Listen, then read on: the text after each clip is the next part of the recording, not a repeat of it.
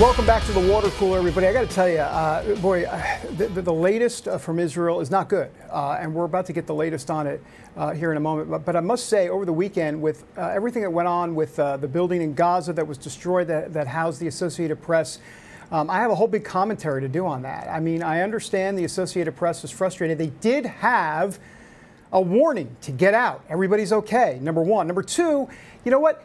If Hamas is in the building, here's a little news flash for the Associated Press. Maybe you shouldn't be in there with Hamas. Just a thought. Just a thought. All right, you know what? See, that'll waste the whole 8 minutes if I go that way, so let's not do that. Let's bring in Joel Rosenberg, editor-in-chief of All Israel News. Joel, a good friend, and back with us from Jerusalem. Joel, good to see you, sir.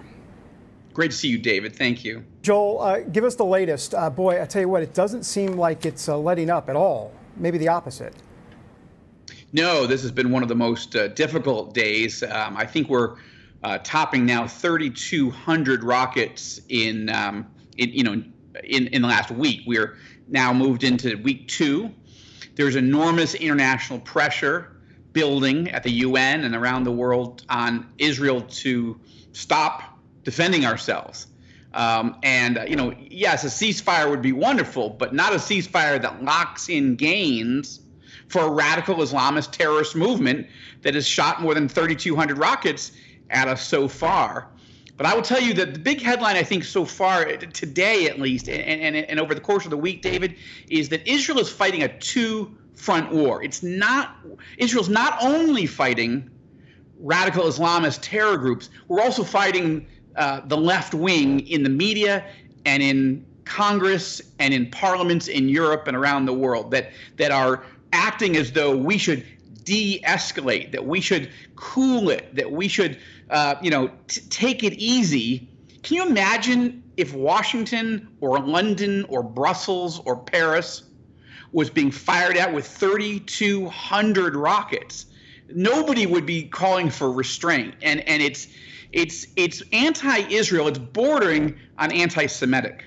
Well, 100% agreed with you. It has been frustrating me to no end. I mean, you're there living it day to day. What is the backbone here, or what kind of backbone do you see from the Knesset, from Netanyahu, from the leaders over there, the IDF? What's your sense about what's going to happen? They've seen this rodeo before play out. There's been a lot of anti-Israel sentiment around the world at the UN. What are they going to do this time around? Do you see them backing down? I don't see that at all.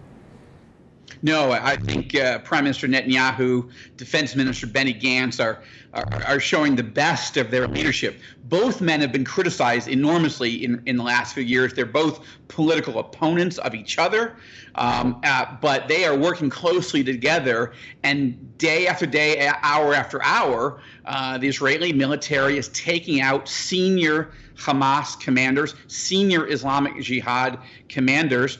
I thought Netanyahu gave an excellent interview, one of the best I've heard of him in a while, on CBS News' Face the Nation. And he raised the question, what would you do?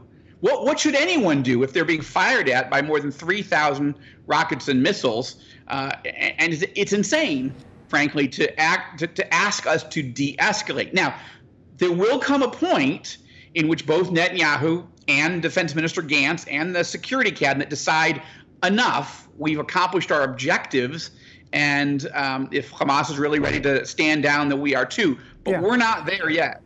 So, Joel, what's the objective of Hamas here? I mean, they know there was the Iron Dome. They know that they're going to get pummeled. They know that they're not going to win that fight with Israel. So what's their objective in all of this?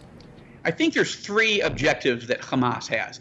Number one, given that they're being directed by Iran is trying to shift their domestic opposition inside Iran from the horrible economic conditions because they're trying to build nuclear weapons and thus have economic sanctions on them. Iran is trying to divert attention inside the country to the destruction of Israel, and that usually plays well historically in Iran, and they've got presidential elections coming up. Number 2, Hamas is playing its own political elections game. Remember, there were supposed to be elections this month in the Palestinian territories of the West Bank and Gaza, but in the West Bank, Palestinian President Mahmoud Abbas canceled those elections. Why? Because he's afraid that Hamas will win in the West Bank, just as they did several years ago in Gaza. So Hamas is actually running a political campaign to boost their own internal support, and the way they do it is not with television ads, but with rockets. And third, Hamas and Iran really is trying to bust up the Abraham Accords. They wanted to sow division in the Arab world that has been trending towards Israel very beautifully. They're trying to ruin that, and that's really what we're watching right now. Let me ask you about what the Associated Press is complaining about. And I'm sorry, but is it just me, or they're whining about this? This is ridiculous. They had time to get out. It's Cold War. Israel's going to end it if they have to. And I am still trying to understand what the Associated Press's big beef is here. They were in a building that was housing Hamas militant potential components.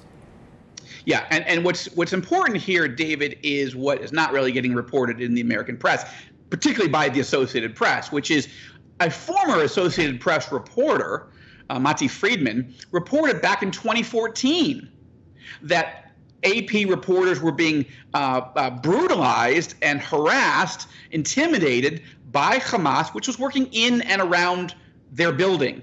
He described in an article in, I believe it was in the Atlantic, several years ago, the level of the lack of reporting by the Associated Press and others when they're being intimidated, like by a mafia in the case of Hamas. Islamic Jihad and Hamas were harassing and intimidating these journalists. The journalists knew it. The journalists did not report it. But to Israel's credit, they phoned every single person in the building, including the AP bureau, and they said, "You've got 1 hour to get out." Now, AP has been reporting that they were lucky that they survived. No, they weren't lucky. They were flown by the Israeli military in order to save their lives. Now, at the same time, Israel saved the lives of those terrorists that were using the building. But under international law, if a terrorist organization starts using a building for its terror planning, it becomes a legitimate target in international law. And that's what we did. We took it out. 100%. All right, Joel Rosenberg, great to see you from Jerusalem. Stay safe over there, sir. Thank you. Appreciate it. All right, Joel, who's been a good friend for many years, and just want him to stay safe, and obviously praying for him, the Israelis, the Palestinians, praying for all of them for safety, because Hamas is using the Palestinian people as human shields. Back in a moment.